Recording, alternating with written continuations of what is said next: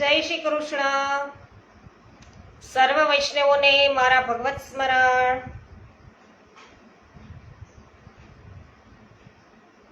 અજ્ઞાનતિમિરાન્ધસ્ય જ્ઞાનાંજન શલાકયા ચક્ષુરુન્મિલિતમેન તસ્મૈ શ્રી ગુરવે નમઃ.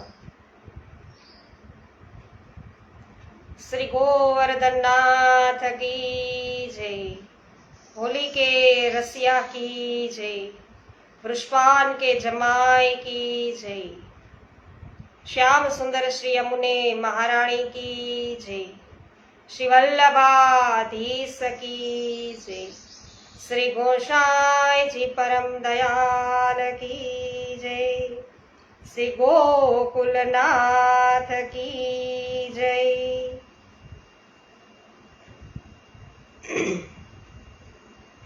રમેશભાઈ ચાંગાણી સર્વપ્રથમ લાઈવ થઈ ગયા છે. રમેશભાઈ જય શ્રી કૃષ્ણ. વિનોદભાઈ ગજર જય શ્રી કૃષ્ણ, સ્વાગત છે.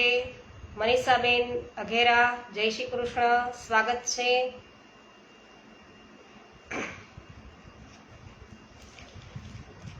આનંદનો આવિષ્કાર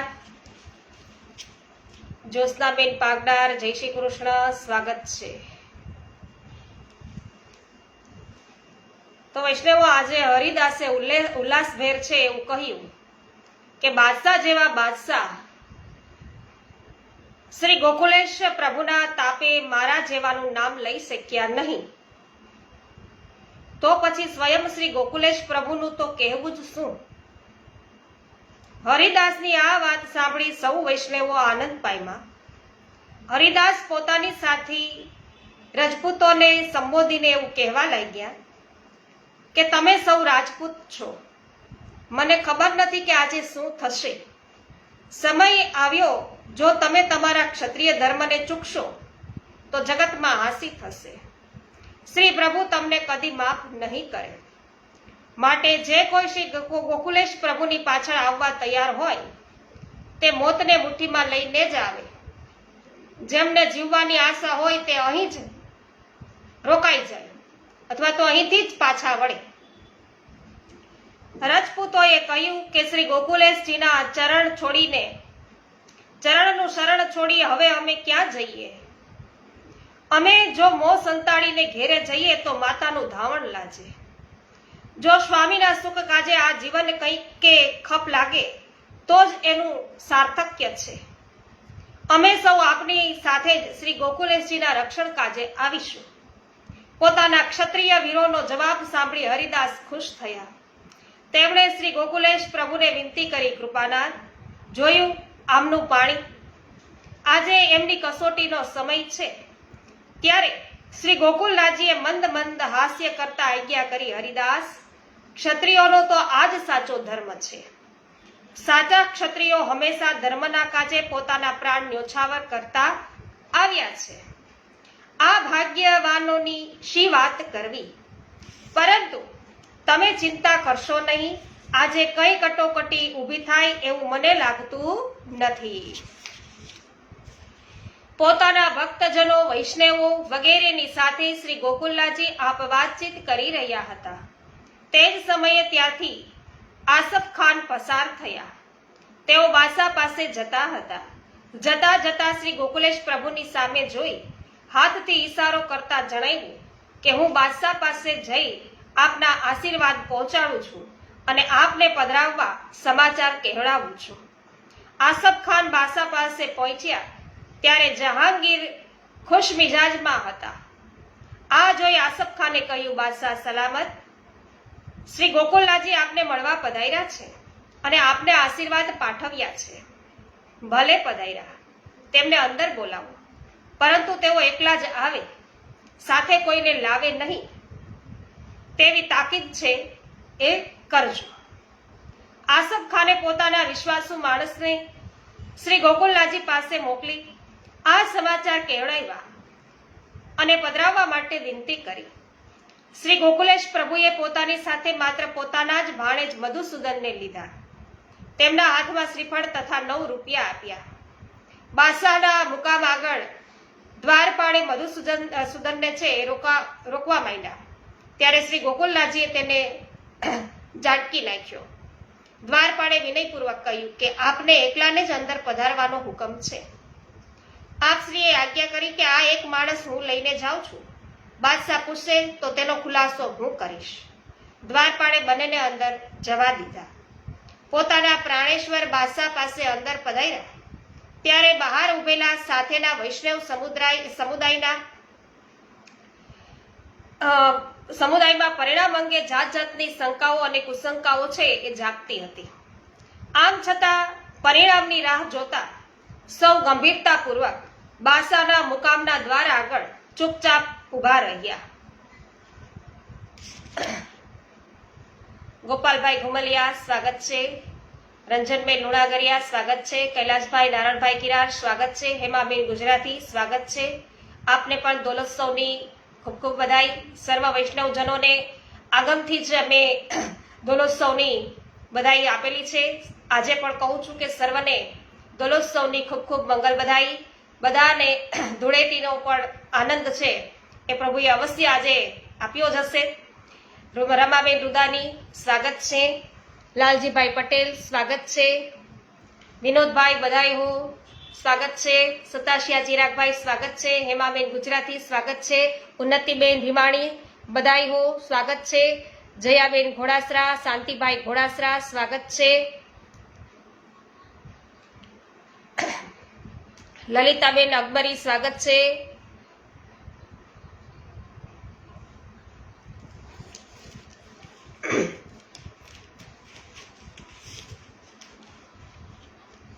પોતાના વૈભવશાળી મહેલમાં બાદશાહ છે સિંહાસન ઉપર સુખાસનમાં પ્રસન્ન મુખ મુદ્રાએ બિરાજમાન હતા અને તે સમયે તેમની સમક્ષ ધર્મ ધુરંધર પ્રતાપી વૈષ્ણવોના પ્રાણ શ્રી ગોકુલેશ પ્રભુ અંદર પધાર્યા. તેમણે શિષ્ટાચાર મુજબ 9 રૂપિયા શ્રીફળ અને પવિત્ર હાથમાં લઈ બાદશાહને સમર્પિત કર્યા અને અતિ પ્રસન્ન મુખ મુદ્રાએ દિલીશ્વરને આશીર્વાદ આપ્યા. શ્રી હસ્તમાંથી સારંગ દેવે મર્યાદા સહિત ભેટ સામગ્રી લઈ બાદશાહના હાથમાં મૂકી, જે પોતાના બંને હાથમાં સ્વીકારી બાદશાહ બોલ્યા, આપના પધારવાથી મને અત્યંત પ્રસન્નતા થઈ છે, પરંતુ આપની સાથે આ બીજું કોણ છે? કોઈ બીજાને સાથે આવવાની મનાઈ ફરમાવી હોવા છતાં તેને સાથે શા માટે લાવ્યા છો? શ્રી ગોકુલેશજીએ અત્યંત સહજ ભાવે કહ્યું કે આ અમારો ભાણેજ છે, અમારી સાથે ગોકુળથી આવ્યો છે, તે હંમેશા અમારી સાથે જ રહે છે, તેથી અહીં પણ અમારી સાથે જ આવ્યો છે. આ સાંભળી બાદશાહ કશું બોલ્યા નહીં, પરંતુ તેમના ઉપર શ્રી ગોકુલનાથજી પ્રભુ છે એના સ્વરૂપનો જબરજસ્ત પ્રભાવ છવાઈ રહ્યો હતો અને એમ ત્યાં હાજર રહેલા સૌને લાગ્યા કર્યું હતું. બાદશાહ મૂળે તો આસુરી યોનિનો હતો, એમાં વળી સંન્યાસીનો દુસંગ એને થયો, આથી એનામાં કેટલાક દોષો છે એ પ્રવેશ્યા હતા, જેને લીધે એણે કેટલાક અવિચારી હુકમો કર્યા હતા અને ધર્મપ્રાણ શ્રી ગોકુલનાથજીએ સૌ પ્રથમ તો પવિત્ર આપી બાદશાહના એ દોષોને દૂર કર્યા. વળી રાજ્યાધિકારના કારણે સ્વાભાવિક રીતે જ બાદશાહ રાજસ પ્રકૃતિનો હતો, તેથી રાજસ એટલે કે રૂપિયા વડે તેના રાજસ ભાવને હરી લીધો. ઉપરાંત શ્રીફળ આપી આપે બંને ફળ સિદ્ધ કર્યા કે આ પ્રમાણે બાદશાહના સ્વાભાવિક તેમજ સંગજનિત દોષોને દૂર કરી અને પ્રથમ તેને ફળના માટે લાયક કર્યો. તો વૈષ્ણવો 9 રૂપિયા શ્રીફળ અને પવિત્ર આપવાનું કારણ શું છે એ આપે જાણ્યું. સત્સંગનો પ્રભાવ સદા સર્વદા આવો જ શુભ હોય છે. સમજ્યા? સત્સંગનો પ્રભાવ હંમેશા સદા સર્વદા આવો શુભ જ હોય છે. વળી મહાન પુરુષો જે કોઈના પ્રસંગમાં આવીને તેને અગણિત લાભ છે એ કરી આપે છે. એટલે આપણે ત્યાં લગ્નોત્સવ હોય તો પણ છે આપણે આપશ્રીને પધરાવી અને એમના આશીર્વાદ લઈએ. પછી શ્રી ગોકુલનાથજી જેવા સન્મુખ્યા કૃતિરૂપ રસો વૈશઃ પુરુષોત્તમ પ્રભુ પોતે જેના પ્રસંગમાં આવે તેના ભાગ્યનું તો શું કહેવું. તો બાદશાહ મનોમન શ્રી ગોકુલનાથજીને માળા ઉતરાવવા માટે કહેવાનું વિચારે છે, પરંતુ આપના ઉગ્ર પ્રતાપવાન સ્વરૂપ સમક્ષ જોઈ એક શબ્દ પણ ઉચ્ચારી શકતા નથી. તિલકના તેજથી તેમની મતિ છે એ મૂંઝાઈ ગઈ છે. તેમને પોતાને એવું આશ્ચર્ય થયું કે હું આમ દિગ્મૂઢ જેવો કેમ બની ગયો છું. થોડીક ક્ષણો આમ મૌન છે એમાં વીતી ગઈ, મૌનમાં, અને છેવટે પોતે સંન્યાસીને આપેલા વચનને યાદ કરી સંકોચપૂર્વક બોલ્યા કે ગોસાઈજી, તમે હજી અમારો હુકમ માની માલા તિલક ઉતાર્યા નથી, એનું શું કારણ? શ્રી ગોકુલેશ પ્રભુએ નિર્ભયતાથી ઉત્તર આપ્યો છે કે જે ઉચિત અને શાસ્ત્ર સંમત હશે તે અમે જરૂર માનીશું, પરંતુ જે અનુચિત હોય તે કોઈ પણ કાળે અમે માનીશું નહીં. આ અમારો નિજ ધર્મ છે અને તે છોડાવવા માટે નથી, કેમ કે અનાદિકાળથી ચાલી આવતી અમારા ધર્મની મર્યાદા છે. આ માળા અમારું જીવન છે, અમારા નિર્વાણનું સાધન છે. અમે એને સી રીતે ઉતારીએ? જેમ પતિવ્રતા સ્ત્રી પોતાના ધર્મ પાળે, પતિની સેવા કરે અને પતિને જ સર્વસ્વ માને, એમ આ ધર્મ જ અમારું સર્વસ્વ છે. જેમ સ્ત્રીને પતિવ્રતા ધર્મ ત્યાગવાનું કહી શકાય નહીં, એમ કોઈ વ્યક્તિને નિજ ધર્મ છોડાવવા માટે કહી શકાય નહીં. વળી અમારા શાસ્ત્રોમાં તો એવી પણ આજ્ઞા છે કે સ્વધર્મે નિધનમ ક્ષેય. વાહ ભાઈ વાહ, બહુ સુંદર છે એ કહ્યું આપણા શાસ્ત્રોની અંદર કે પ્રાણ જાય અરુ ધર્મ ન જાય. તો પોતાના ધર્મ પાળતા કદાચ પ્રાણની આહુતિ આપવી પડે તો પણ હસ્તે મુખે આપવી, એમાં અમે ગૌરવ સમજીએ છીએ. અમારી શાસ્ત્ર સંબંધ પરંપરા પ્રમાણે 4 વર્ણ અને 4 આશ્રમની જીવન વ્યવસ્થા વિગતવાર વર્ણવાયેલી છે. એમાં ચોથા આશ્રમ સંન્યસ્ત વખતે જનોઈને ત્યાગ કરવાનો હોય છે, પરંતુ માળાનો ત્યાગ કરવાનો કોઈ શાસ્ત્રમાં આદેશ નથી. શ્રી ગોકુલનાથજીની મનને પ્રસન્ન કરે એવી અત્યંત નિર્ભય એવી વાણી સાંભળી બાદશાહે કંઈક કપટ ભાવે કહ્યું કે તો પછી તમે અમને એવું શા માટે લખી આપ્યું હતું કે અમે જે કહીશું તે પ્રમાણે તમે કરશો? ત્યારે ચતુર શિરોમણી શ્રી ગોકુલેશ પ્રભુએ બંધ હાસ્ય કરતા કહ્યું કે અમે તમને શું લખી આપ્યું છે એ તો તમે જાણો, અને ખાતરી કરવી હોય તો હજી તે લખાણ ફરીથી વાંચી જુઓ. શું અમે અમારો ધર્મ છોડી દઈશું એવું એમાં ક્યાંય લખેલું છે?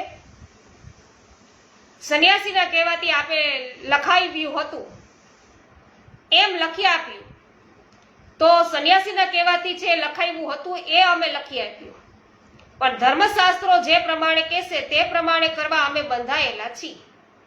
એ લખાણમાં આપની પણ સહી છે, અને આજે પણ અમે એ જ વાત ભારપૂર્વક છે એ કહીએ છીએ કે શાસ્ત્ર સંમત જે કંઈ હશે તે કરવા અમે તૈયાર છીએ. વળી અમને એવી કલ્પના નહોતી કે એક ત્યાગી વિરક્ત સંન્યાસી જેના હૃદયમાં પ્રાણી માત્ર પ્રત્યે અનુરાગ હોવો જોઈએ તે દુરાગ્રહ કરીને અમારો ધર્મ છોડાવવા માટેની તથા શાસ્ત્ર વિરુદ્ધ આચરણ કરવાની વાત કરશે. જો તે આવી વાત કરે તો ધર્મના સાચા મર્મને એને જાણ્યો નથી. અમને તો એવી આશા હતી કે તે વિરક્ત છે અને અમે ગૃહસ્થ છીએ, જેથી ધર્મની કંઈક ઉત્તમ વાત છે એ સમજાવશે, ધર્મની મર્યાદાઓ તથા ધર્મના રહસ્યોનું રસપાન કરાવશે અને અમારા જીવનને ઉર્ધ્વગામી બનાવવામાં ઉપયોગી એવી ચર્ચા કરશે. પરંતુ સંન્યાસીની વાત તો આનાથી તદ્દન ઉલટી જ છે. પછી એની વાત માનવાનું અમારે શું પ્રયોજન? જે બાદશાહ જહાંગીરના નામ માત્રથી ભલભલા ભૂપતિઓ છે ધ્રુજતા, તે જ બાદશાહ સામે શ્રી ગોકુલેશજીને નિર્ભયપણે આવો પ્રતિવાદ કરતા જોઈ સભામાં ઉપસ્થિત સર્વ અમલદારો અને ઉમરાઓ આશ્ચર્યચકિત થઈ ગયા. આસફ ખાન તથા ઇતબાર ખાન જેવા ગોકુલેશજીના ચાહકોના મનમાં ભય પણ પ્રવેશી ગયો. તેના શ્વાસ છે અધર થઈ ગયા. તેમને લાગ્યું કે કદાચ બાદશાહ ગુસ્સે થઈને કંઈક અનુચિત પગલું ભરી લેશે તો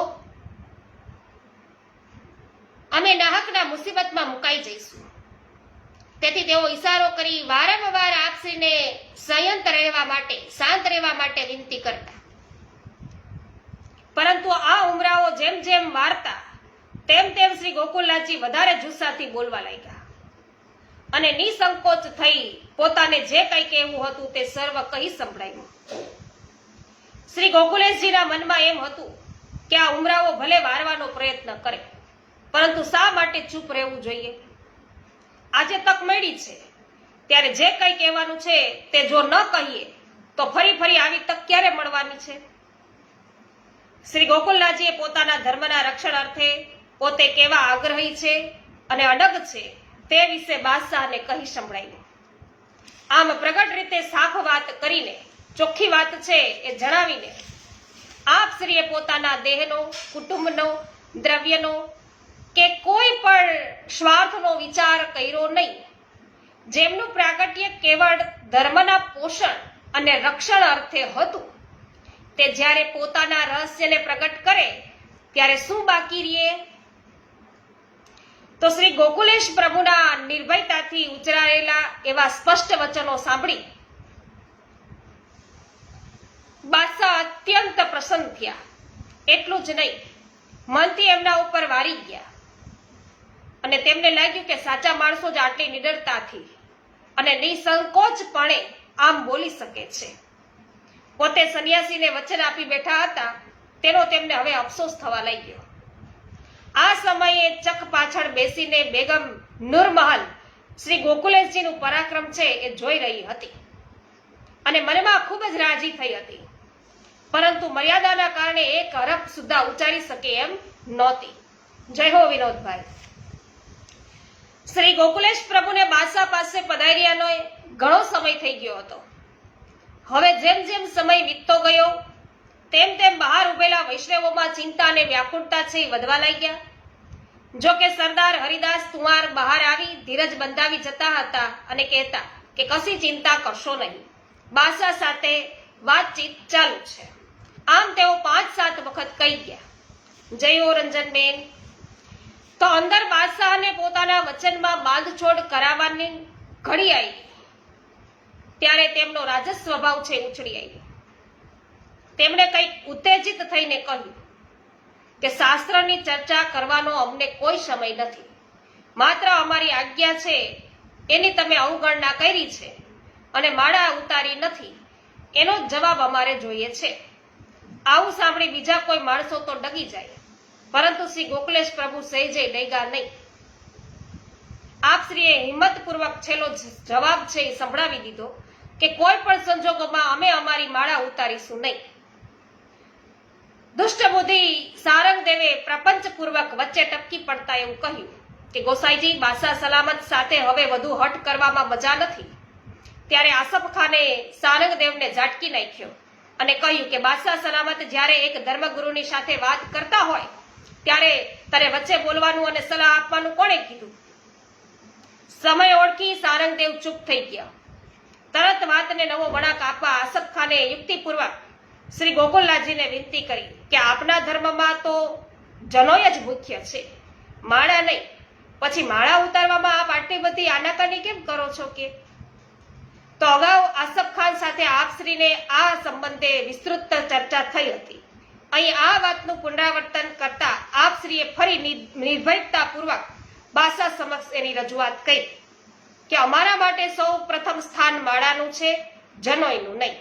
જ્યારે બાળકનો જન્મ થાય છે ત્યારે પછી 7-8 વર્ષે એને યજ્ઞોપવિત સંસ્કાર કરવામાં આવે છે, પરંતુ માળા તો 10મા દિવસે પ્રસૂતા જ્યારે સ્નાન કરે છે ત્યારે બાળકને પણ સ્નાન કરાવવામાં આવે છે અને બાળકને 11મા દિવસે સૌ પ્રથમ માળા પહેરાવવામાં આવે છે. તો માળા ધારણ કરાવ્યા પછી જ બાળકના નામકરણની વિધિ પણ કરાવવામાં આવે છે. આમ માળા અમારા ધર્મમાં પ્રધાન સ્થાન છે ધરાવે છે. વળી સંન્યાસ્તાશ્રમમાં જનોયનો ત્યાગ કરવાનું કહ્યું છે, માળાનું નહીં. તો માળા તો દેહની સાથે આદિથી અંત સુધી રહે છે અને દેહનું અવસાન થતા દેહની સાથે જ તેનો પણ અગ્નિ સંસ્કાર કરવામાં આવે છે. તો વૈષ્ણવો ખ્યાલ આવ્યો કે આપણા દેહનો અગ્નિ સંસ્કાર થાય ત્યારે માલા છે પણ પહેરેલી જ હોય છે. એ કાઢવાની હોતી નથી. માટે કોઈ પણ કાળે જ્યાં સુધી આ જીવન છે ત્યાં સુધી તો અમે માળાનો ત્યાગ કરી શકીએ નહીં. આ સાંભળી બાદશાહે કહ્યું કે તમારે જો માળા પહેરવી જ હોય તો સોનાની અથવા મોતીની માળા ભલે પહેરો, એમાં અમને કાંઈ વાંધો નથી કે, પરંતુ આ તુલસી કાષ્ટની માળામાં એવું બધું શું ડાયટું છે કે એનો ત્યાગ કરતા તમે આટલા બધો સંકોચ પામો છો કે? સોના અથવા મોતીની માળા તો શૃંગાર અર્થે પહેરવામાં આવે છે, એની સાથે ધર્મને કોઈ સંબંધ નથી. જ્યારે તુલસી કાષ્ટની માળાનો સંબંધ ધર્મ સાથે છે અને ધર્મ અમારો પ્રાણ છે. તો વૈષ્ણવો આપણે ઉલટું કરીએ છીએ. આપણે તો સોનાના દોરા, ચેઇન, હાર, આસળીઓ એવું પહેરવું પસંદ કરીએ છીએ. મોતીની માલા પહેરવી ગમે છે અને એ પહેરવામાં કંઠીજી છે એ આડા આવે એટલે એને ઉતારી દઈએ છીએ અને એ ઠઠીરો કરીએ છીએ આપણે સોના અને ચાંદીની માલા, મોતીની માલાનો. અને અહીંયા વૈષ્ણવ આ કંઠી અર્થે કેટલો બધો શ્રમ છે શ્રી ગોકુલનાથજીએ ઉઠાવ્યો અને આપણે બ્રહ્મ સંબંધ લીધા હોવા છતાં માલા વગર ફરીએ છીએ તો આપણે સાચા વૈષ્ણવ છીએ એ વિચારવા જેવું છે. અહીંયા તો કે છે કે તુલસી કાષ્ટની માળા છે એનો સંબંધ ધર્મ સાથે છે અને ધર્મ અમારો પ્રાણ છે. અને આપણે બધા દુઃખી છીએ એનું કારણ એ છે કે ધર્મ આપણો પ્રાણ નથી, સંસાર છે એની અંદર જ આપણે ખૂપેલા છીએ. તો રુદ્રાક્ષની માળા પહેરવાનું વિધાન અમારા વૈષ્ણવ ધર્મમાં નથી. કારણ કે અહીંયા વાત કરી બાદશાહે એવું કીધું તો રુદ્રાક્ષની માળા પહેરો ને કે, તો કે ભાઈ એનું વિધાન વૈષ્ણવ ધર્મમાં નથી. ઉલટું વૈષ્ણવોને રુદ્રાક્ષ પહેરાવાનો શાસ્ત્રોએ નિષેધ કર્યો છે, જ્યારે તુલસીની માળા ધર્મ વિહિત છે ને આપશ્રીએ સ્પષ્ટતા કરી. પણ તમારે આ માળા તો ઉતારવી જ પડશે, ખોટી અર્થ ન કરશો. ધીરજપૂર્વક વિચારી જુઓ, અમારા હુકમના અનાદરનું પરિણામ છે એ ભોગવવા તૈયાર રહ્યો કાં તો. આવું કહી દીધું બાદશાહે. એટલે બાદશાહના અંતિમ અને ભયસૂચક વાક્ય સાંભળી સૌ લોકો એકદમ ગભરાઈ ગયા. એમને લાગ્યું કે હમણાં બાદશાહ કોઈક આકરી સજા કરશે અને છતાં ગોકુલનાથજી છે એ 100 જવાબ આપે છે તેના ઉપર સઘળો આધાર હતો. તેથી સૌ આતુરતાપૂર્વક આપશ્રીના વચનની રાહ જોવા લાગ્યા. શ્રી ગોકુલનાથજી માટે પણ કસોટીની આ આકરામાં આકરી કટોકટીની ક્ષણ હતી. તે ક્ષણ જો ચૂકી જવાય તો સદાયને માટે ધર્મથી વિમુખ થવું પડે એવી નાજુક સ્થિતિ છે એ ઊભી થઈ હતી. આવી પડે પણ આપશ્રી અડગ રહ્યા અને ધીર ગંભીર અવાજે ખૂબ જ મક્કમતાપૂર્વક શ્રી ગોકુલનાથજી બોલ્યા, બાદશાહ સલામત. સૂરજ કદાચ પૂર્વના બદલે પશ્ચિમમાં ઉગે, અડગ એવો મેરુ પર્વત કદાચ ચલાયમાન થાય, પરંતુ અમે અમારી આ માળા કોઈ પણ કાળે ઉતારીશું નહીં. એ માળા તો અમારા ધર્મની લાજ છે, અમારા શરીરનો પ્રાણ છે.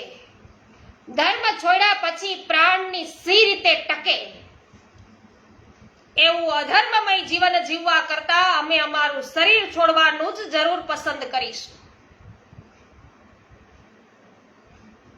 તો જેમ કંચનને વિશુદ્ધ બનાવવા માટે અગ્નિમાં તપવું પડે છે, તેવી જ આકરી કસોટીમાં તપવા માટે આપ તેજો દ્વીપ બની અને તત્પર બન્યા. બાદશાહે જોયું કે માળા માટે ગોકુલનાથજી પ્રાણ આપવા તૈયાર છે અને જો તેમને કશી પણ આંચ આવશે તો તેમની પાછળ હજારોની સંખ્યામાં તેમના સેવકો પોતાના પ્રાણ કુરબાન કરશે. રાજ્ય માટે એક કપરી પરિસ્થિતિ છે ઊભી થશે. આથી તે ગભરાયા. શું કરવું તે સૂઝ્યું નહીં. એક બાજુ પોતે સંન્યાસીને આપેલા વચનનો ભંગ અને બીજી બાજુ જો બળજબરીથી માળા ઉતારવામાં આવે તો વિના કારણ હજારો નિર્દોષ માણસોની આત્મહત્યા. આ બંને વચ્ચે બાદશાહ પીસાવા લાગ્યા. મનમાં અનેક તર્ક વિતર્ક થવા લાગ્યા, પરંતુ ભગવદ ઈચ્છાથી એ જ વેળા તેમને સંન્યાસીનું પ્રથમ પંચનામું યાદ આવ્યું, જેમાં તેણે લખ્યું હતું કે જો ગોકુલનાથજી માળા ન ઉતારે તો તેમને ગોકુળ છોડવાનો છે હુકમ કરો. એટલે તેમને વૈભવ એને ઘણો છે તેથી તેઓ ગોકુળનો ત્યાગ કરવાના બદલે માળાનો ત્યાગ કરવાનું જ પસંદ કરશે. એ વસ્તુ બાદશાહને અહીંયા યાદ આવી ગઈ, જે ચિદ્રૂપે મોકલેલું પંચનામું હતું એ. જય હો વિનોદભાઈ, માળા તિલકના રક્ષણહારની જય હો. જયંતિભાઈ ઉંદાદ સ્વાગત છે. હેમાબેન ગુજરાતી જય હો. શિલ્પાબેન લુણાગરિયા, જગદીશભાઈ લુણાગરિયા સ્વાગત છે. મિતાબેન સચદેવ, જયસુખભાઈ સચદેવ સ્વાગત છે. સોનલબેન સતાસિયા, સવિતાબેન ગોધાણી, નૂતનબેન જાવિયા સ્વાગત છે. રમેશભાઈ જય હો. આથી બાદશાહે પણ આ અંતિમ કસોટી અજમાવી જોવા માટે શ્રી ગોકુલેશજીને કહ્યું કે જો માળાનો ત્યાગ ન કરવો હોય તો ગોકુળનો ત્યાગ કરો, જે સારું તે તમારું, અમારે હવે વિશેષ કઈ કહેવું કે સાંભળવું નથી. ધર્મપ્રાણ શ્રી ગોકુલેશ પ્રભુએ આ પડકાર પણ ઝીલી લીધો. આપશ્રીએ કહ્યું કે અમારે ઘરનું શું કામ છે, અમે ગોકુળ છોડવા તૈયાર છીએ. અમારે તો ધર્મ સચવાશે એટલે સઘળું સચવાશે. ધર્મ વિનાનું જીવન અમારે નકામું છે. બાદશાહ આ સાંભળી આશ્ચર્યચકિત થઈ ગયા. ગોકુળનાથજી કશી આનાકાની વગર છે માળાનો ત્યાગ કરવાના બદલે ગોકુળનો ત્યાગ કરવા તૈયાર થઈ ગયા. ત્યારે તેમને સંપૂર્ણપણે એવી ખાતરી થઈ ગઈ કે તેમનો ધર્મ છે એ સાચો છે અને સંન્યાસી તેમને નાહક હેરાન કરે છે.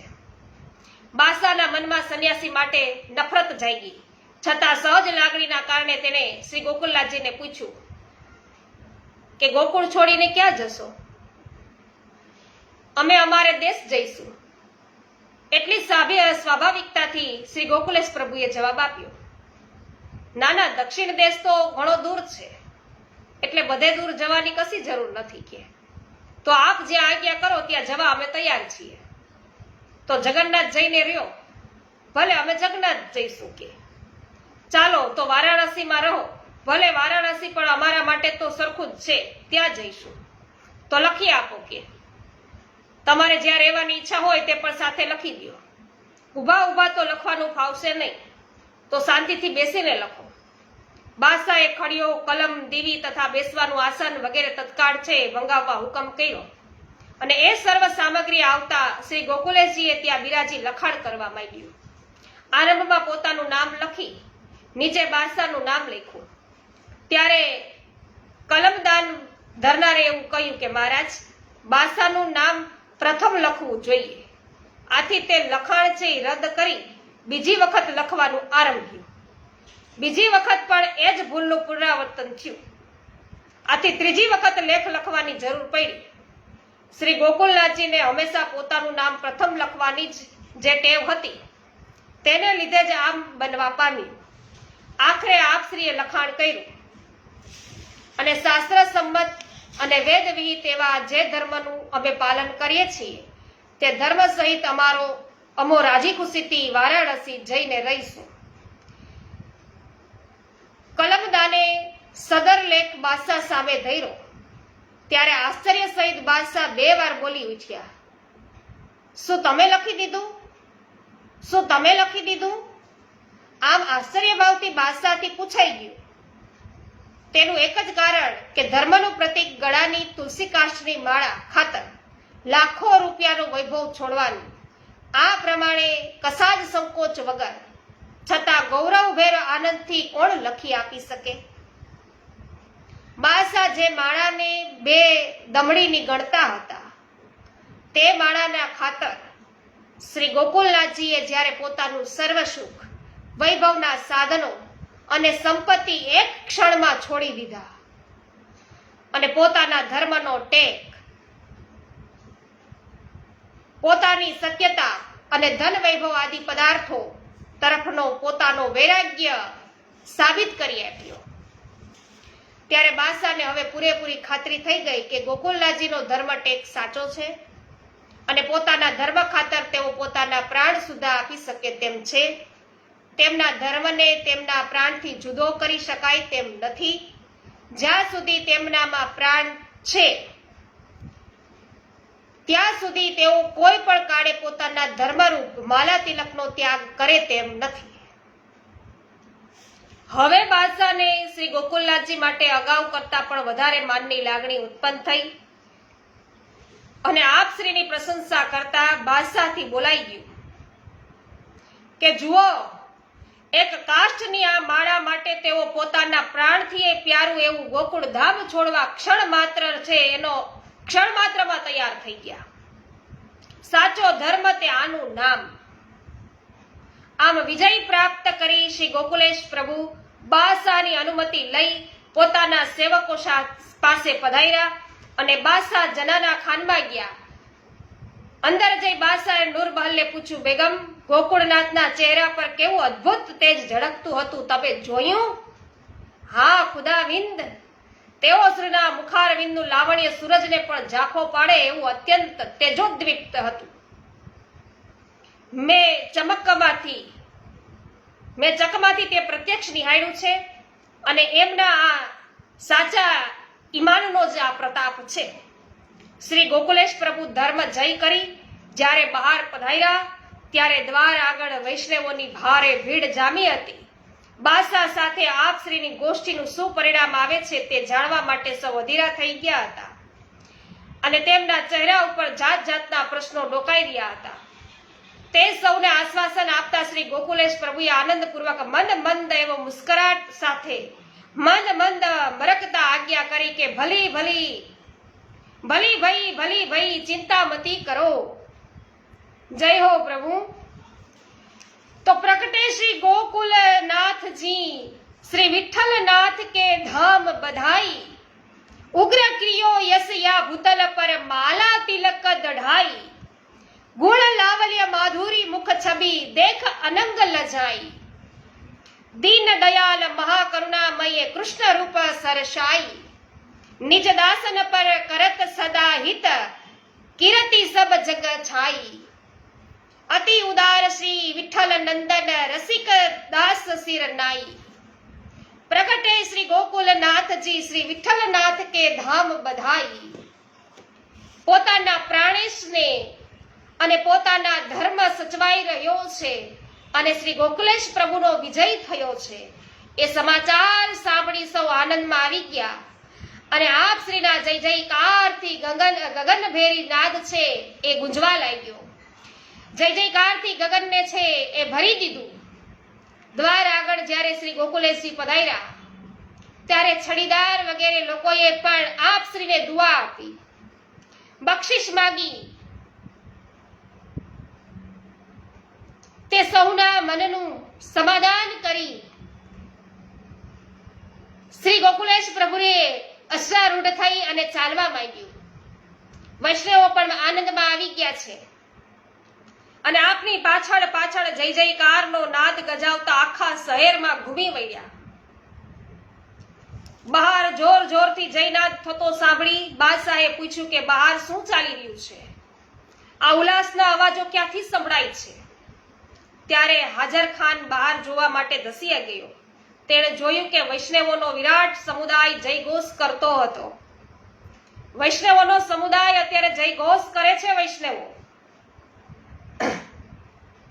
આસફ ખાન પણ છે એ હાજર ખાન પાસે ધસી આવ્યા અને એમને ભય હતો કે કદાચ આ જયઘોષના કારણે બાદશાહ કંઈક ઉપાધિ ન કરે તો સારું. જય હો કરશનભાઈ બુઆ ગીતાબેન, જય હો રંજનબેન, જય હો સવિતાબેન, જય હો. તો આ સાંભળી બાદશાહ મૌન રહ્યા, પરંતુ સત્ય ધર્મના મહિમાને મનોમન વખાણી રહ્યા. આસફ ખાને સમય પારખી બાદશાહને શાંત પાડ્યા. જ્યારે શ્રી ગોકુલનાથજી પણ આનંદ કરતા કરતા વૈષ્ણવો સાથે પોતાના મુકામ પર પધાર્યા. આસફ ખાને ત્યાં આવીને બાદશાહ સાથે પોતાને જે કઈ વાત થઈ હતી તે સંભળાવી. ધ્યાનદાસ અને બીજા અતરંગ વૈષ્ણવોને એ ઉત્કંઠતાપૂર્વક આસફ ખાનને એવું પૂછ્યું કે અમને વિગતે જણાવો ને કે બાદશાહ સલામત સાથે અમારા સ્વામીની સી વાતો થઈ. જય હો મનીષાબેન, જય હો વિનોદભાઈ. તો આસફ ખાને સઘળી વાત ટૂંકમાં કહી સંભળાવી.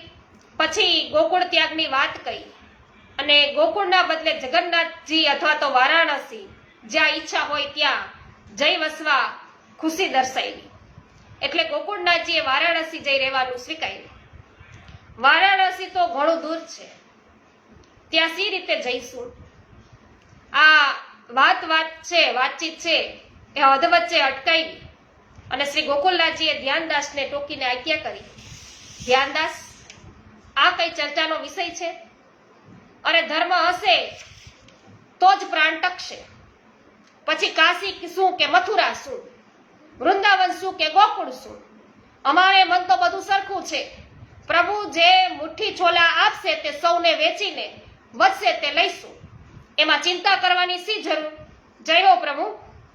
તો ધ્યાનદાસે વિનંતી કરી કે પ્રભુ જો આપ આજ્ઞા આપો તો હું ફરીથી બાદશાહ પાસે જાઉં અને વારાણસીના બદલે કોઈ નજીકના સ્થાનમાં રહેવાની પરવાનગી લઈ આવું. આમ કહીને તેમણે પોતાનો સ્નેહ અને વાત્સલ્ય ધર્મ બજાવ્યો. ત્યારે મહાત્મા ભાવે હરિદાસે કહ્યું કે અરે ભાઈ, પ્રભુ વારાણસી પધારે તો શું થઈ ગયું? ગોકુળ ત્યાંથી ક્યાં દૂર છે? અને આપ જ્યાં નિવાસ કરે ત્યાં જ સદા ગોકુળ બની જાય છે. એટલે જ્યાં પ્રભુ નિવાસ કરે ત્યાં સદા ગોકુળ બની રહે. એ જ આપશ્રીનો મહિમા છે. જય હો, જય હો. તો વૈષ્ણવો હજુ ચર્ચા ચાલે છે અને શું બને છે એ આપણે આવતીકાલે જોઈશું. આજે તો દોલોત્સવનો બધાને ખૂબ જ આનંદ છે વૈષ્ણવો. અને અત્યારે આ દોલોત્સવનો દિવસ છે ત્યારે માર્ગની અંદર એક વૈષ્ણવ છે, યાત્રા દરમિયાન ધીમે ધીમે આગળ વધી રહ્યા છે, મુકામ પર છે, એ સામગ્રી સિદ્ધ કરે છે. પણ આજે દોલ ઉત્સવ છે એ ભૂલી ગયા હતા અને અચાનક યાદ આવતા તેમને હથેળીમાં છે પ્રભુને દોલ ઝુલાવ્યા હતા વૈષ્ણવ. અને એ સાચા વૈષ્ણવ કહેવાય. તો યાદ આવતા પ્રભુને હથેળીની અંદર પણ છે એ ડોલ ઝુલાવ્યા. તો પ્રભુ છે ખૂબ જ આજે આનંદથી ડોલ ઝૂલ્યા. અને એની પાછળનો ભાવના શું છે વૈષ્ણવો? નંદ યશોદા છે એમના મહેલમાં, એટલે કે નંદ મહેલની અંદર માતા યશોદા છે એ બધી જ સખીજનો છે એમના મદદ લઈ અને આજે ડોલ છે એ તૈયાર કરાવે છે. પછી રાધા રાણીને છે યશોદા મૈયા કહે છે કે લાલાને ઝુલાવે, આજ્ઞા કરે છે. રાધાજી ઝુલાવે છે અને બધી સખીજનો છે એ પણ રાધાજી સાથે પ્રભુને ઝુલાવે છે. તો નંદાલયની અંદર હતા એટલે બહારથી તો તેમણે છે એ બાલ ભાવે પ્રભુને ઝુલાવ્યા, પણ રાધાજીએ આંતરિક ભાવ એમનો માધુર્ય ભાવ અને માધુર્ય ભાવે છે એ પ્રભુને આજે ઝુલાવ્યા. તો વૈષ્ણવો 4 જગ્યાએ મુખ્ય છે એ દોલોત્સવ થાય. દોલ છે બંધાય છે. એક તો નંદાલયમાં થાય, ગોકુલમાં, ગિરિરાજ છે એમની ત્યાં થાય, કુંજમાં થાય, યમુનાજીના કાંઠે થાય. તો મુખ્ય વસ્તુ એ છે. બાકી તો ઘણી જગ્યાએ દોલોત્સવ થાય છે વૈષ્ણવ. 4 સ્થળો આ મુખ્ય છે. અને શું ભાવના છે વૈષ્ણવો એ પણ આપણે યુટ્યુબ ઉપર વિડીયો અપલોડ કરી દીધો છે, અવશ્ય નિહાળજો. કઈ પ્રકારે વૈષ્ણવો આપણે જોયું કે વસંત પંચમીના દિવસે કામનો પ્રાદુર્ભાવ થયો. કામદેવ છે પ્રભુને વશ કરવા ઈચ્છતા હતા, પણ 40 દિવસો સુધી એમને મથામણ કરી.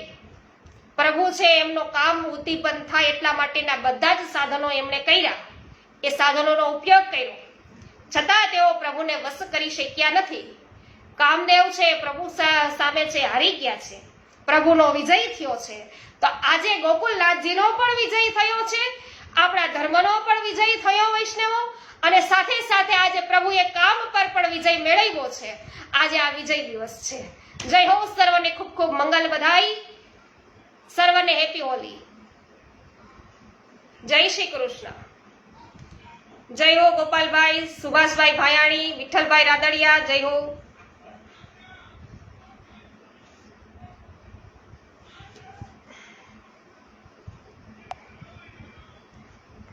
અનિલ કુમાર ગુપ્તા છે તો એમનું પણ સ્વાગત છે. જય શ્રી કૃષ્ણ. અનિલાબેન સોલંકી, પ્રભુદાસભાઈ સોલંકી, જય શ્રી કૃષ્ણ. હા, પોતાના દેહ પ્રભુના ચરણોમાં સમર્પિત કરી એનું દાસત્વ સ્વીકાર્યું છે એ વાતનું સ્મરણ અને ભાવન રહે, એ ભાવનાથી ગળામાં તુલસીની કંઠી પહેરેલી રાખે તે જ સાચો વૈષ્ણવ. જય હો. એ આપણને વારે વારે સ્મરણ કરાવે કે આપણે પ્રભુના થઈ ગયેલા છીએ. સોનલબેન સતાશિયા સ્વાગત છે. જય હો. રંજનબેન જય હો.